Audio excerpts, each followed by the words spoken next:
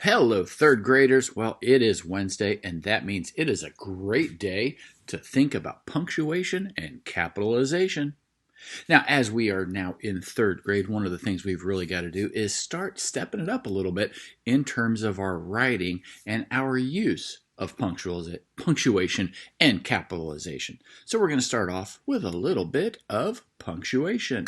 Now, of course, punctuation can make the sentence you are writing much more interesting. We're going to review just some of the basics, just a couple of the most simple forms of punctuation. Starting first with a question mark. Now, obviously, a question mark is going to go at the end of a sentence that is asking a question. As we're reading those questions, we want to make sure that we are changing our voice. You know, something like, "Did you have a good day today?" You hear my voice go up, that signifies that it is asking a question. We want to make sure we are using those question marks at the ends of sentences that are indeed asking questions. Our next form of punctuation, the exclamation point. Of course, this is making sure something is super excited, like Mr. Gilbert's excited, it's Friday. We want to use these when we're happy, when we're expressing fear. We have our mysteries that we're talking about now. If, Scooby-Doo and the gang come around and there's a monster, they're not just going to go, "Oh, look, a monster." They're going to scream, "Oh, look, a monster!" And there's going to be that exclamation point at the end of it. And of course, the most common form of punctuation is the period.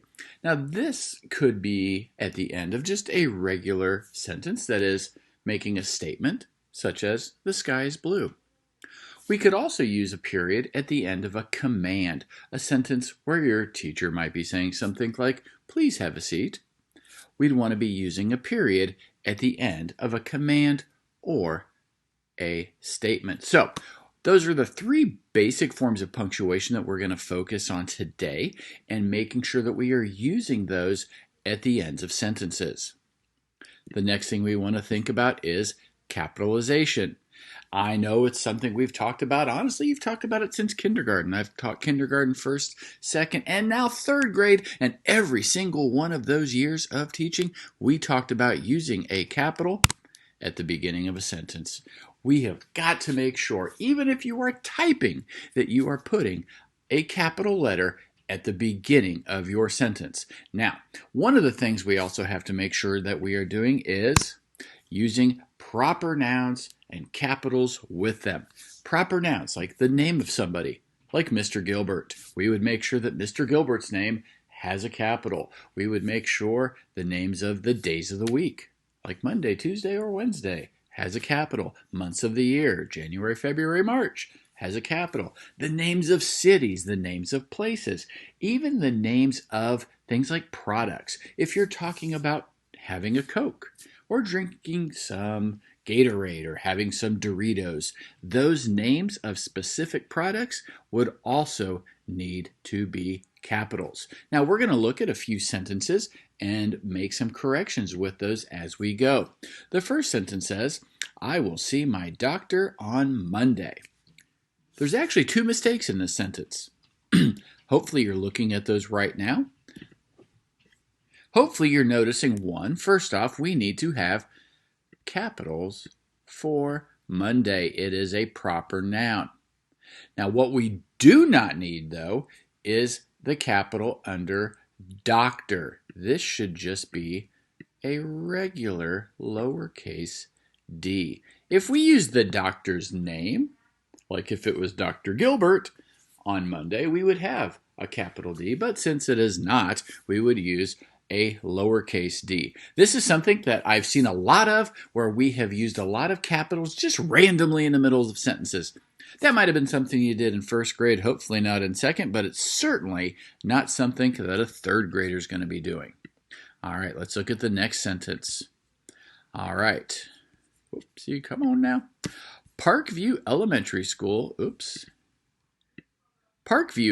elementary school is on Arbor Lane. Now this one actually has quite a few mistakes. There's actually 5. Because the name of this school is Parkview Elementary School, all 3 of those need to be capitals. And you're noticing when I am putting editing marks for a capital, I'm going to go ahead and put 3 lines underneath that. Parkview Elementary School is on, and the name of the street also should be capitalized, even Lane. Now, if I just said Parkview Elementary School is on that street, I'm not really using the name of the street, so we wouldn't capitalize street. But if we're using the exact name, the specific name of it, we would need to capitalize it. All right, his family vacation will be in Boulder, Colorado. Now, just so you know, Boulder is the name of a city. Colorado is the name of a state. Checking out those, which ones you think should be capitalized? Think about it for a moment. Think about it. Now, the great thing is they capitalized already the first letter in this sentence, so we are all good there. Boulder, since it is a proper noun, the name of a city. Colorado, the name of a state, again, a proper noun. Those are getting capitalized. So remember, friends, we need capitals at the beginning, and then all of those proper nouns, all of those nouns that are specific names of something. Okay, now we're going to look at the next page. It's got some, that's big. But it's perfect because it's big, because that is great news. Well, you're not just going to go, that is great news, and just be reading it like that. You're going to read it with some excitement, with some joy. That is great news. So, of course, think about what we need. We're going to want that exclamation point. We are reading it with some excitement. That is great news. All right, let's look at this next sentence and think about what you are going to need. We will eat lunch now. Well, I guess one, if you're really hungry, maybe you're using an exclamation point. Would that be a question? We will eat lunch now? Well, I guess if it was like 9 in the morning, you might be like, we'll eat lunch now? Like, really? Are we doing this? We're having lunch now? You could put a question mark there. It could just be a statement. We will eat lunch now. Okay. I think I'm going to go, since, well, you've seen me, I'm a pretty big guy. I could be really excited about that. I'm going to choose the exclamation point. Oftentimes, punctuation can be how we choose the sentence to be read. I'm going to read it like, I'm excited for this upcoming meal. What time is the party? What time is the party? Well, think about this. If you're needing a reply, you are asking a question. And if you are asking a question, well, yup, question mark. Boom. There we go. You gotta have the question mark. And our last one, please wash the dishes. Please wash the dishes. Please wash the dishes. I don't know. That doesn't seem so much, I guess if your parents were really angry and they were just like, they wouldn't even say please, they might just be wash the dishes. You might have that exclamation point. Please wash the dishes? The question just doesn't work. I've got to go with the simple command. It's just a simple command and a period.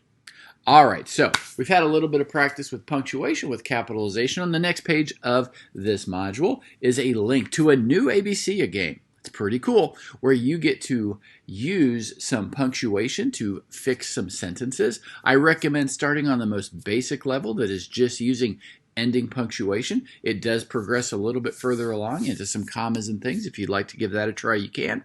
And on the last page of the module, there are some sentences that you will need to type in correctly, adding punctuation and capitalization. Remember, to make a capital letter, you're going to hold that shift key and then press the one letter you want capitalized. We don't want just random capital letters throughout words.